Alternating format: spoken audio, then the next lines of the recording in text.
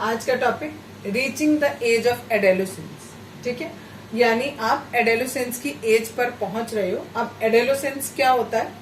Adolescence एक stage होती है, the stage of growth and maturity from about 11 year to 18 year. जब कोई बच्चा 11 साल से 18 साल की एज के बीच में होता है, नया चैप्टर शुरू कर रहे हैं, that is reaching the age of adolescence. Adolescence का मतलब क्या होता है? The stage of growth and maturity from about 11 year to 18 year. यानी ये आपकी बढ़ने की, ग्रोथ की वो वाली स्टेज होती है जिसमें आप 11 साल से लेकर 18 साल तक की एज के होते हैं। ठीक है, 8th क्लास का टॉपिक है। 8th क्लास के बच्चे 11 से लेकर 18 ईयर्स के बीच में ही होते हैं और ये वाली एज आपकी क्या कहलाती है? एडोलेसेंस वाली एज कहलाती है। ठीक है, अब नेक्स्ट टॉपिक है दैट इज एंडोक्राइन सिस्टम। अभी बताऊंगी कि ये हम यहाँ क्यों पढ़ रहे हैं, एंडोक्राइन सिस्टम क्यों पढ़ रहे हैं। देयर आर नंबर ऑफ, यहाँ एनओ डॉट लिखा है, that means number of slow processes that go in the body such as growth, development etcetera. Such processes are controlled by endocrine system. अभी मैंने आपको बोला the stage of growth and maturity. आप धीरे धीरे करके बड़े हो रहे हो, डेवलप हो रहे हो, तो कह रहे हैं उसके दौरान आपके शरीर के अंदर बहुत सारे प्रोसेस होते हैं। वो सारे के सारे प्रोसेस को कौन कंट्रोल करता है? एंडोक्राइन सिस्टम करता है। इसीलिए हम इसके बारे में यहाँ पर पढ़ रहे हैं, क्योंकि हमें ये पढ़ना है कि ये ग्रोथ और मैच्योरिटी कैसे हो रही है, कितनी हो रही है, कौन इसे रेगुलेट कर रहा है, ये सब हम इस चैप्टर में पढ़ेंगे। अब ये जो एंडोक्राइन सिस्टम होता है, इसमें बहुत सारे ग्लैंड्स होते हैं। उन ग्लैंड में से हार्मोन्स निकलते हैं। The endocrine system control these processes. Endocrine system क्या कर रहा है? ENDO, it is endocrine. ठीक है, एंडोक्राइन सिस्टम क्या कर रहा है? जितने भी ये सारे प्रोसेसेस थे आपके, इसमें क्या करता है?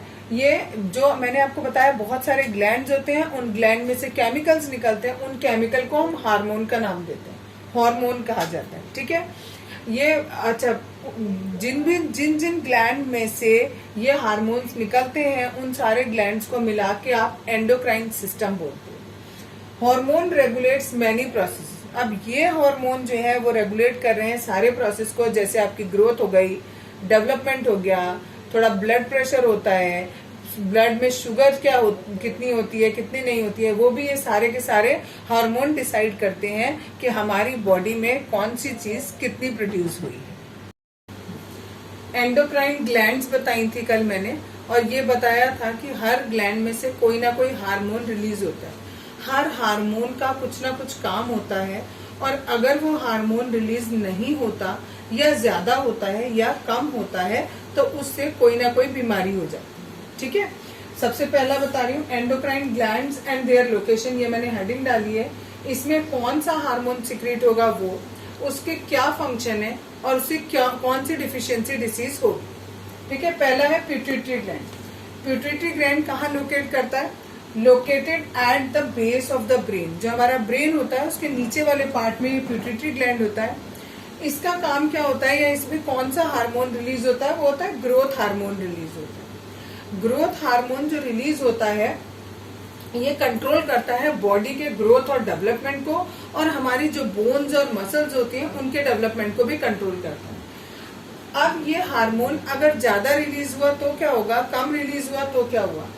अगर ये लेस सिक्रीट होता है तो पर्सन जो है वो बहुत छोटा रह जाता है, जिसे हम बोने का नाम देते हैं कि बोना रह गया ये। ठीक है, उसे ड्राफिज्म बोला जाता है।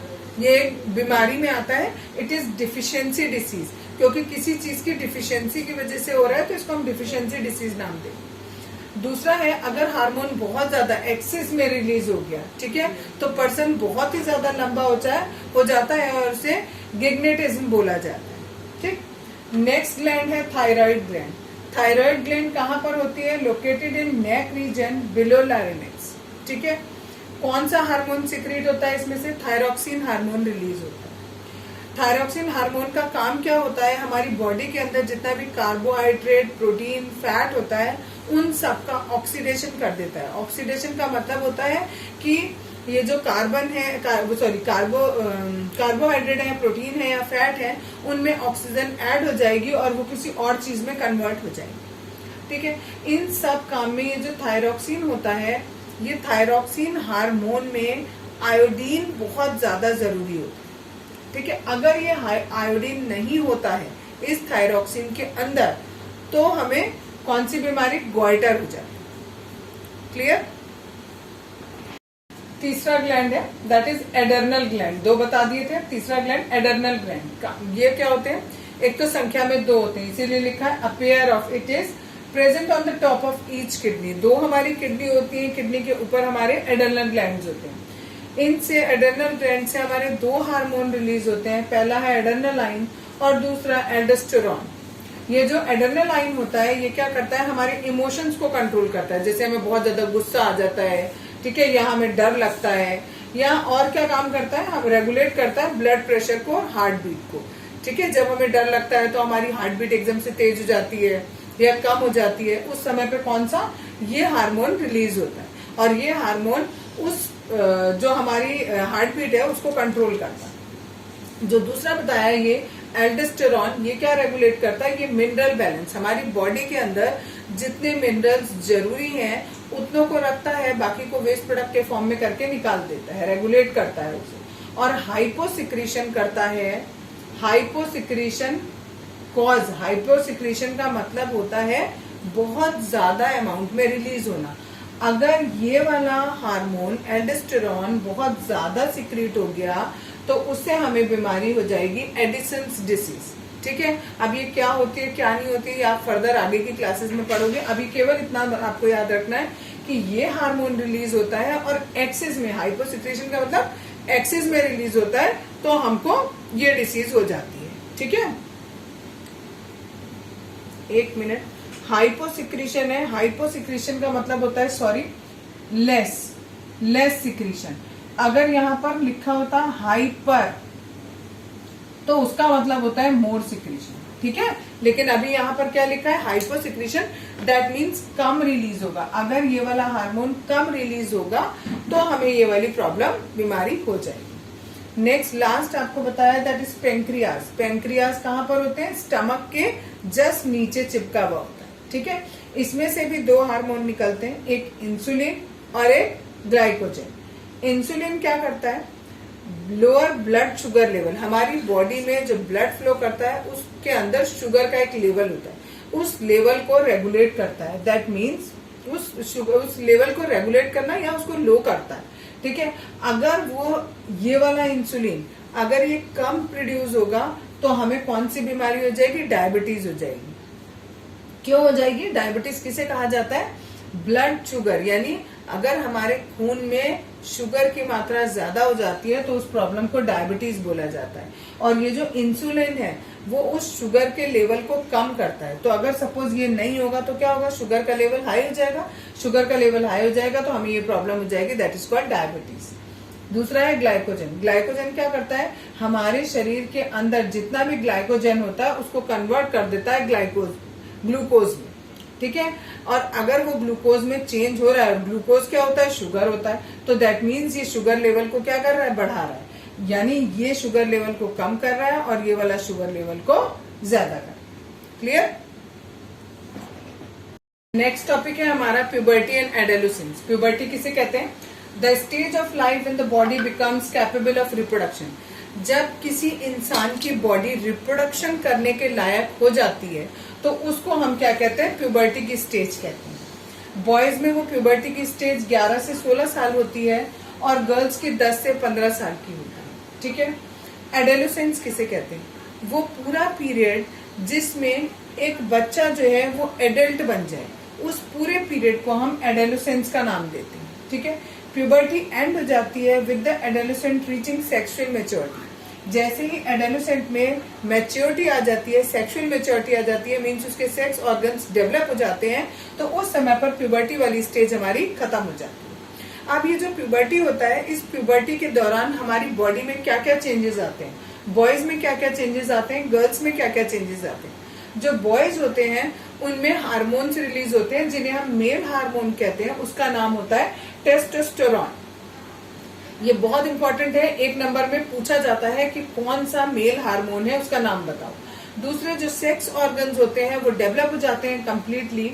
तीसरी बात, जो टेस्टिस होता है वो स्पर्म्स प्रोड्यूस करना शुरू कर देता है।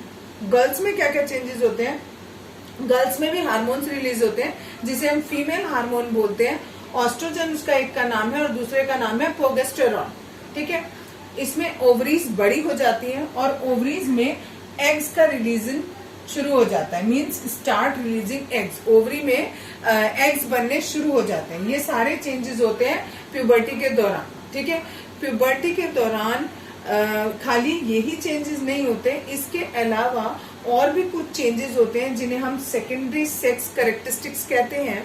उसमें हमारी बॉडी में इंक्रीज हाइट, जैसे ही हमारा ये एडोलेसेंट या प्यूबर्टी वाला टाइम आता है तो प्यूबर्टी वाले टाइम के दौरान बच्चे की हाइट एकदम से या तो बढ़ जाएगी, और हमेशा हाइट जो होती है वो दोनों में नहीं बढ़ती। हाइट एक बार ऐसे बढ़ती है, फिर ऐसे बढ़ती है, एक बार ऐसे बढ़ेगी, देन ऐसे बढ़ेगी। एक बार आप थोड़े लंबे होगे और फिर थोड़े चौड़े होगे, ठीक है, यानी आपका जो कंधा है वो थोड़ा सा स्ट्रेच हो जाएगा। इस तरीके से आप बढ़ते हो, ठीक है। तो पहला चेंज हुआ इंक्रीज हाइट। दूसरा होता है चेंज बॉडी शेप। आपकी बॉडी की शेप चेंज होती रहती है। अभी बताया ना, हाइट कैसे पहले ऐसे लंबाई में बढ़ी, फिर ऐसे चौड़ाई में बढ़ी, तो आपकी बॉडी की शेप क्या है वो कंटिन्यूअसली चेंज होती रहेगी during the puberty time. Next है डेवलपमेंट ऑफ हेयर्स।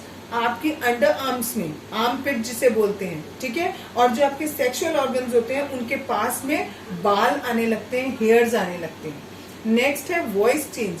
लड़कों की आवाज थोड़ी भारी हो जाती है जबकि लड़कियों की आवाज थोड़ी श्रिल रहती है, ठीक है। नेक्स्ट है activity of sweat and oil glands. आप हमारी बॉडी में जो स्वेट ग्लैंड्स होते हैं वो अलग से काम करने लगते हैं और ऑयल रिलीज होने लगता है हमारी बॉडी में, जिसकी वजह से हमें पिंपल्स होने लगते हैं। तो during the age of puberty हमारे बहुत सारे पिंपल होते हैं ड्यू टू दिस, क्योंकि जो हमारे स्वेट और जो हमारे ऑयल ग्लैंड्स होते हैं वो बहुत ज्यादा एक्टिव हो जाते हैं उस समय पर। नेक्स्ट है सेक्सुअल फीलिंग। सेक्सुअल फीलिंग का मतलब होता है अपोजिट जेंडर को अट्रैक्ट करना। मीन्स अगर आप लड़के हो तो आपको लड़कियां अच्छी लगने लगती हैं, अगर आप लड़की हो तो आपको लड़के अच्छे लगने लगते हैं। लास्ट है change in behaviour and attitude. बच्चों का प्यूबर्टी का जो समय होता है उस समय में बच्चों की बॉडी में इतने सारे चेंजेस होते हैं कि बच्चे बेचारे खुद ही कंफ्यूज रहते हैं कि हमारे साथ क्या हो रहा है। तो उनका बिहेवियर, उनका एटीट्यूड बहुत ज्यादा चेंज हो जाता है। उन्हें जरा जरा सी बात पे चिड़चिड़ाहट होने लगती है। जरा सा मम्मी ने कुछ कह दिया तो बड़ा गुस्सा आएगा। जो उनको लगेगा जो फ्रेंड्स कह रहे हैं वो बहुत अच्छी बात कह रहे हैं, बट जो मम्मी कह रही है या जो पापा कह रहे हैं वो सब गलत कह रहे हैं, ठीक है। तो ये बहुत बड़ा चेंज आता है बिहेवियर में और एटीट्यूड में। इन सबको हम कहते हैं सेकेंडरी सेक्स कैरेक्टरिस्टिक्स। ये सारे चेंजेस होते हैं हमारे किस दौरान में, प्यूबर्टी के समय। क्लियर? यस बच्चों, आज बताऊंगी मेंस्ट्रुएशन साइकिल। दोबारा हाँ बच्चों, आज बताऊंगी मेंस्ट्रुएशन साइकिल के बारे में, और दूसरी चीज कि determining the sex of the baby. जो भी बेबी प्रोड्यूस होगा उसका सेक्स क्या होगा, दैट मीन्स वो मेल होगा कि वो फीमेल होगा, हमें कैसे पता लगेगा, ठीक। उसके लिए सबसे पहले पढ़ेंगे हम मेंस्ट्रुएशन साइकिल। मेंस्ट्रुएशन साइकिल में तुम्हें शुरू करने से पहले तुम्हें ये बता दूं कि जब आपका मेल जो होता है, मेल में इसको कहते हैं स्पर्म, ठीक है, और ये होता है एग। ये होता है फीमेल की बॉडी में और ये होता है मेल की बॉडी में, ठीक है। जब ये स्पर्म निकल कर फीमेल की बॉडी में जाता है ड्यूरिंग सेक्स, तो क्या होता है आपका, ये जो मेल है, स्पर्म है, ये इसके अंदर जाकर फ्यूज हो जाता है। मींस इससे जाकर ऐसे टक्कर करेगा और इसके अंदर घुस जाएगा और फ्यूज हो जाएगा, ठीक है। अगर ये फ्यूज हो जाता है और आपका जाइगोट बनता है, मींस अगर ये फ्यूज हो गया दोनों आपस में, दैट मीन्स फर्टिलाइजेशन हो गया। अगर फर्टिलाइजेशन हो जाता है तो मेंस्ट्रुएशन साइकिल नहीं होती है। और अगर ये फ्यूज नहीं होता है तो क्या होता है, आपका जो यूट्रस होता है, वुमेन का जो यूट्रस होता है, उसकी लाइनिंग थोड़ी सी थिक हो जाती है और वो लाइनिंग जो है वो ब्रेक होती है। वो जब ब्रेक होगी तो उसके साथ में ब्लड और कुछ एक्स्ट्रा जो मटेरियल है वो बॉडी से, वुमेन की बॉडी से बाहर निकलेगा। उसको हम कहते हैं मेंस्ट्रुएशन साइकिल, ठीक है। यानी मेंस्ट्रुएशन साइकिल क्या है, जब आपका फीमेल की बॉडी में पूरे 28 मंथ्स में एक एग बनता है, उसे हम कहते हैं ओव्यूलेशन, जो मैंने यहाँ लिखा है। One of the two ovaries produces egg, ठीक है। दोनों में से कोई एक ओवरी, वुमेन की बॉडी में 2 ओवरीज होती हैं, उनमें से कोई एक ओवरी एग प्रोड्यूस करती है। ये काम 28 डेज में होता है, इसे हम ओव्यूलेशन कहते हैं। और जो इस मेल होते हैं, मेल की बॉडी में से स्पर्म्स निकलते हैं, उसमें कोई लिमिट नहीं होती है, डेली निकल सकते हैं स्पर्म्स और लाखों की तादाद में निकल सकते हैं, ठीक है। हाँ ये नमन बेटा मंथ्स में, ठीक है, सॉरी मंथ में 28 डेज में, 28 डेज में एक एग प्रोड्यूस होता है, ठीक है। अगर वो एग जो प्रोड्यूस हुआ था वो स्पर्म के साथ जब फ्यूज होगा तो दैट मीन्स फर्टिलाइजेशन होगा। फर्टिलाइजेशन अगर हो जाता है तो नए बेबी की शुरुआत हो जाती है। अगर बेबी की शुरुआत हो गई तो हमारा ये मेंस्ट्रुएशन साइकिल नहीं होती। और अगर ये हमारा फ्यूज नहीं हुआ, दैट मीन्स फर्टिलाइजेशन नहीं हुआ, फर्टिलाइजेशन नहीं होगा, तो जहां पर ये आपका होता है ओवरी में, उस जगह पर जो आपकी ओवरी होती है उसकी लाइनिंग थोड़ी थिक हो जाती है, धीरे धीरे करके पूरे मंथ में 28 डेज में थोड़ी थिक हो जाती है। लेकिन जब फर्टिलाइजेशन नहीं होता तो जितना भी यहाँ पर ब्लड और एक्स्ट्रा चीजें होती हैं, ये लाइनिंग यहाँ से ब्रेक हो जाती है और ब्रेक होने के बाद ये सारा मटेरियल वजीना के थ्रू बाहर आ जाता है, ठीक है, फीमेल के वजीना के थ्रू बाहर आ जाता है और इसे हम कहते हैं मेंस्ट्रुएशन साइकिल। ये मेंस्ट्रुएशन साइकिल कितने दिन की होती है? 4 to 6 डेज होती है। It depends upon the body to body, ठीक है। हर एक बॉडी में अलग अलग हार्मोन्स रिलीज होते हैं, अलग अलग सबकी कैपेसिटी होती है। मिनिमम 4 डेज होता है, मैक्सिमम 6 डेज तक मेंस्ट्रुएशन साइकिल चलती है। हर मंथ आपकी ये साइकिल चलेगी, हर मंथ ऐसा ही होगा, एक एग रिलीज होगा। अगर वो फ्यूज हो गया, फर्टिलाइजेशन हो गया, तब तो आपको मेंस्ट्रुएशन नहीं होगा और जितना भी ये एक्स्ट्रा ब्लड है ये किसके, बेबी के नॉरिशमेंट में काम आ जाएगा, ठीक है। और अगर ये फ्यूज नहीं होता है तो जितना भी यहाँ पर ये ब्लड इकट्ठा होता है ये सारा वेस्ट चला जाता है, ये लाइनिंग ब्रेक होगी और जो वुमेन्स की वजीना होती है उसके थ्रू ये ब्लड बाहर आ जाता है, ठीक है। इसे हम कहते हैं मेंस्ट्रुएशन साइकिल। अब ध्यान से सुनो, the cycle of producing and releasing a mature egg, पहले प्रोड्यूस किया, वो मैच्योर हुआ, the thickening of the uterus wall and its shedding is fertilization if fertilization does not occur। अगर फर्टिलाइजेशन नहीं होगा तो जो थिक लाइनिंग है यूट्रस की वो शेड हो जाएगी, मीन्स टूट जाएगी, ठीक है। और वो टूट जाएगी तो जितना भी वहां पर ब्लड है या एक्स्ट्रा वेस्ट प्रोडक्ट है वो सारा का सारा बाहर आ जाएगा। कहाँ से? वुमेन की वजीना से, और इसको हम कहते हैं मेंस्ट्रुएशन साइकिल। क्लियर? ओव्यूलेशन बताया आपको, ओवरी में एक महीने में, एक महीना कह लो या 28 डेज कह लो, इसमें एक एग प्रोड्यूस होता है। मेनार्च क्या होता है? मेनार्च होता है आपका जब किसी भी गर्ल को पहली बार मेंस्ट्रुएशन साइकिल शुरू होती है तो उसको हम कहते हैं मेनार्च, ठीक है। यानी पहली बार जब उसकी बॉडी में एग रिलीज हो गया, ठीक, एग रिलीज हो गया लेकिन फर्टिलाइजेशन नहीं हुआ, मीन्स स्पर्म उसमें आकर फ्यूज नहीं हुआ, तो क्या हो जाएगा? तो मेंस्ट्रुएशन स्टार्ट हो जाएगा। और जो सबसे पहला वाला मेंस्ट्रुएशन होता है उसको मेनार्च बोला जाता है, ठीक।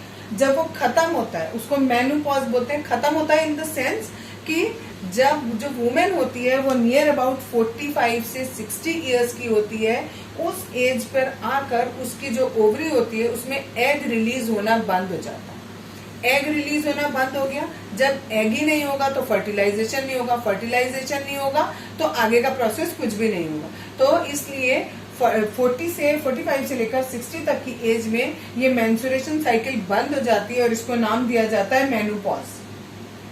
क्लियर? इसके बाद जो फीमेल्स होती हैं वो रिप्रोडक्शन का काम नहीं कर सकती, जबकि मेल्स में एक खासियत होती है कि वो पूरे लॉन्ग लाइफ, ठीक है, रिप्रोडक्शन कर सकते हैं, ठीक। उनमें इतनी कैपेबिलिटीज होती है कि उनमें स्पर्म्स कंटिन्यूसली जब तक उनकी लाइफ रहेगी तब तक वो रिलीज होते रहेंगे। लेकिन फीमेल की जो बॉडी होती है उसमें नियर अबाउट 45 से 60 तक का एज दिया है, मिनिमम 45 मैक्सिमम 60।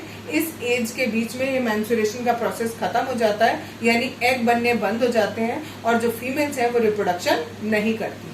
अब हमें ये कैसे पता लगता है कि जो भी फ्यूज होके जाइगोट बना है वो जाइगोट मेल है या फीमेल है? उसको पता लगाने के लिए क्या होता है बेटा, हमारी बॉडी के अंदर 23 पेयर क्रोमोसोम्स होते हैं। क्रोमोसोम्स के द्वारा पता लगता है कि फीमेल होगा कि मेल होगा। तो 23 पेयर होते हैं, जिनमें से 22 पेयर जो होते हैं वो बिल्कुल एक जैसे होते हैं, उनको ऑटोसोम्स बोलते हैं। और केवल 2 पेयर, एक पेयर ऐसा होता है जो अलग होता है। 22 पेयर सेम हो गए, एक पेयर बचा 23 वाला। जो 23rd पेयर होता है वो अलग अलग होता है और उनको हम कहते हैं सेक्स क्रोमोसोम। उनको हम ऐसे पहचानते हैं, कैपिटल X और कैपिटल Y से हम उन्हें डिनोट करते हैं। जो फीमेल्स होती हैं उनमें केवल दोनों XX ही होते हैं, जो मेल होते हैं उसमें एक X होता है और एक Y होता है। तो जब आपका फर्टिलाइजेशन हो जाता है तो क्या होता है, जैसे ही फर्टिलाइजेशन होगा जाइगोट बनेगा, उस जाइगोट में भी फिर से हमें कितने चाहिए, 23 पेयर चाहिए क्रोमोसोम्स के। इस 23 पेयर में से एक उसे फादर से मिलेगा और एक उसे मदर से मिलेगा। हर 23 पेयर में ऐसा ही होगा, एक फादर का और एक मदर का। ठीक है, तो फादर और मदर के देखो कितने सारे, बाकी सारे तो सेम ही थे। ठीक है, केवल एक एक अलग था। ठीक, तो अगर आपका जो बच्चा है उस बच्चे में फादर के ही देखो अलग है, मदर के तो दोनों XX ही हैं, तो मदर का तो हर बार बेबी में कौन सा जा रहा है, X ही जाएगा क्रोमोसोम्स। लेकिन जो फादर है, अगर उस फादर का X चला गया, बच्चे के पास मदर वाला X तो पहले से था, फादर वाला जो था वो X आ गया, तो क्या हो जाएगा, बेबी गर्ल होगी। अगर मदर का X तो है ही है बच्चे के पास, फादर पे से अगर Y क्रोमोसोम आ गया तो क्या होगा, बेबी बॉय होगा। क्लियर? ठीक है, अब देखो जो मैंने समझाया वो यहाँ लिखा हुआ है। In human there are 23 pair of chromosomes. पहली बात, ठीक, 23 पेयर ऑफ क्रोमोसोम्स होते हैं, out of which 22 are alike. उसमें से 22 एक जैसे होते हैं जिनको हम नाम देते हैं ऑटोसोम्स। और 2 लिख दिया, and one is not alike called sex chromosomes. और उनको हम किस सिंबल से दिखाते हैं, एक X से और एक Y से। जो फीमेल होती है उसमें दोनों XX होते हैं और जो मेल होता है उसमें एक X होता है और एक Y होता है। आगे, when an ovum and sperm fuse, ovum हम एग को भी बोलते हैं, तो जब एक एग और एक स्पर्म आपस में फ्यूज होते हैं, जाइगोट बनेगा। उस जाइगोट के पास भी 23 पेयर ऑफ क्रोमोसोम्स होने चाहिए। 1 chromosome in each pair comes from mother. उस हर एक पेयर में एक उसे कहाँ से मिलेगा, माँ से मिलेगा, और एक उसे बाप से मिलेगा। ठीक है, in sperm if sperm containing X chromosome fertilize the egg, the zygote would have 2 XX chromosomes and would develop into female. देखो मैंने बताया, सपोज यहाँ 23 पेयर है, ऐसे करके हम 23 पेयर्स बना लेते हैं। ठीक, एक आया मदर से, एक आया फादर से, फिर मदर से, फिर फादर से, मदर से फादर से, इस तरीके से चलता रहेगा। 22 तक तो सेम रहेगा ये। 23rd वाले में क्या होगा, क्योंकि माँ के पास तो दोनों में XX है, बाप के पास कितना है, एक X है एक Y है, तो माँ से आया X, बाप से भी आया X, तो 2 X बन गए। 2 X होंगे तो वो फीमेल हो जाएगी। और अगर मदर से आया X और फादर से आया Y, तो वो बेबी क्या हो जाएगा, बॉय हो जाएगा। यस, आज का टॉपिक है role of hormones in metamorphism. ये बताने से पहले कि हार्मोन का क्या रोल होता है मेटामॉर्फिज्म में, पहले ये बता रही हूँ व्हाट इज मेटामॉर्फिज्म। ये मेटामॉर्फिज्म आप कौन से चैप्टर में पढ़ोगे, ये रिप्रोडक्शन वाले चैप्टर में पढ़ोगे। ठीक है, मेटामॉर्फिज्म क्या होता है, complete change of form of an animal as it develops from a young one into an adult. यानी अगर कोई भी एक एनिमल छोटे से लेकर जब बड़ा बन जाता है, एडल्ट बन जाता है, तो उस पूरे प्रोसेस को आप क्या कहते हो, मेटामॉर्फिज्म कहते हैं। ठीक, अब इस मेटामॉर्फिज्म में यानी किसी जानवर के छोटे से बड़ा होने में हार्मोन्स का क्या क्या रोल है, ये हमें पढ़ना है। फ्रॉग में बताया, इन फ्रॉग में थायरॉक्सिन हार्मोन जरूरी होता है। थायरॉक्सिन ग्लैंड जो आपके थायराइड ग्लैंड होता है, उस ग्लैंड में से हार्मोन्स निकलते हैं, थायरॉक्सिन हार्मोन्स, वो इस फ्रॉग को एडल्ट बनने में हेल्प करते हैं। इंसेक्ट्स में इंसेक्ट हार्मोन होता है, वो निकलता है, वो इंसेक्ट को डेवलप होने में हेल्प करता है। टेडपोल में the tadpole to grow into adults, अगर टेडपोल को ग्रो होना है और बड़ा बनना है तो the water should contain iodine, I2 is iodine.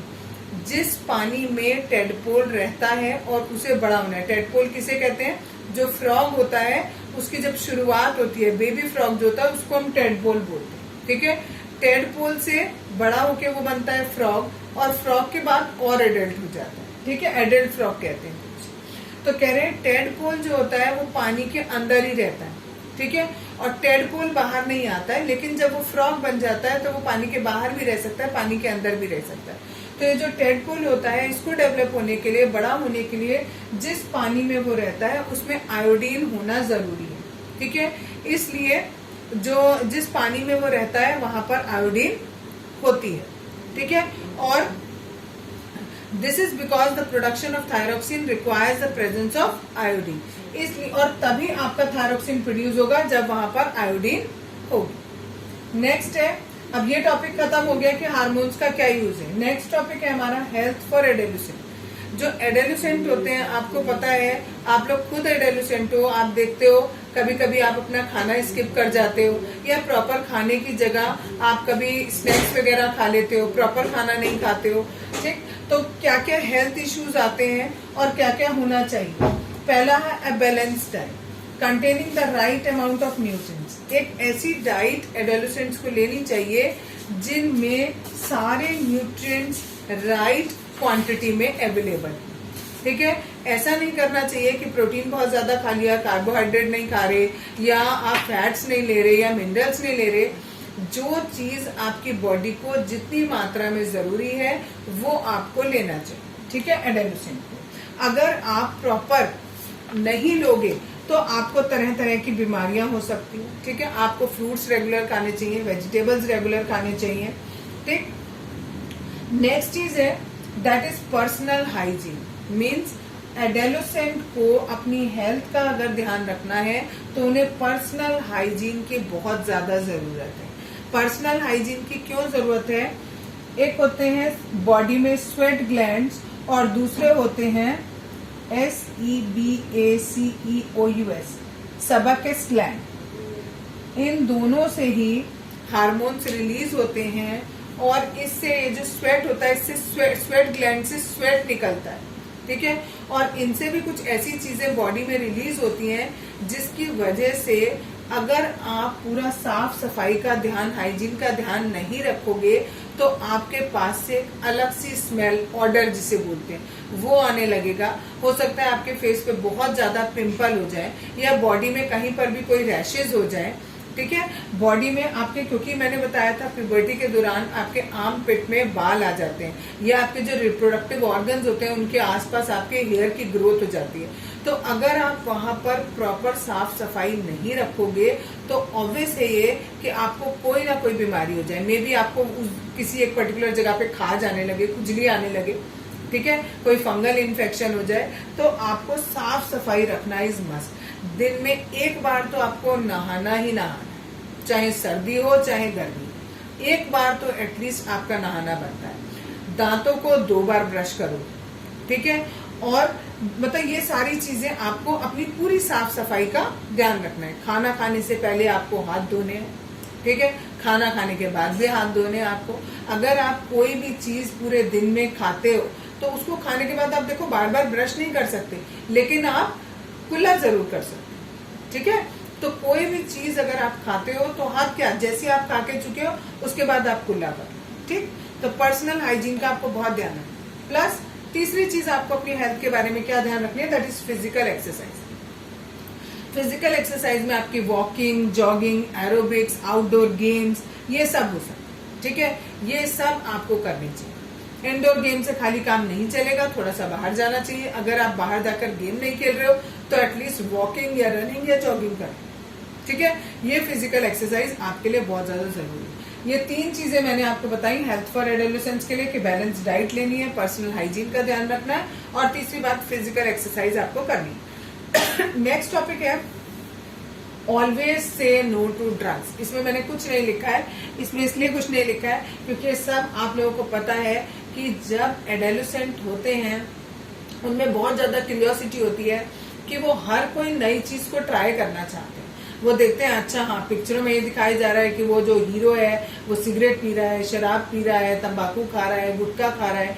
तो जितने बॉयज होते हैं जनरली वो चाहते हैं कि हम भी वो सब चीजें करें। और जो गर्ल्स होती हैं उनमें क्या हैबिट आती है, उनको क्या देख के लगता है जो हीरोइन है वो मतलब मेकअप इतना ज्यादा कर रहे हैं। मेकअप भी नुकसान करता है, ठीक है। अगर आप अति में मेकअप करोगे तो क्योंकि जो मेकअप के जितने कॉस्मेटिक्स है आपका, अधिकतर कॉस्मेटिक्स आपका किससे बना होता है, केमिकल से बना होता है। तो जितना ज्यादा आप केमिकल यूज करोगे वो कहीं ना कहीं आपको नुकसान जरूर करेगा।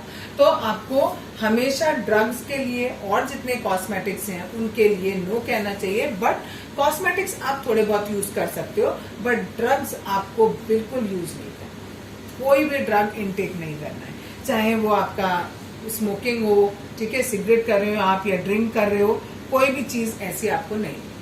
क्लियर?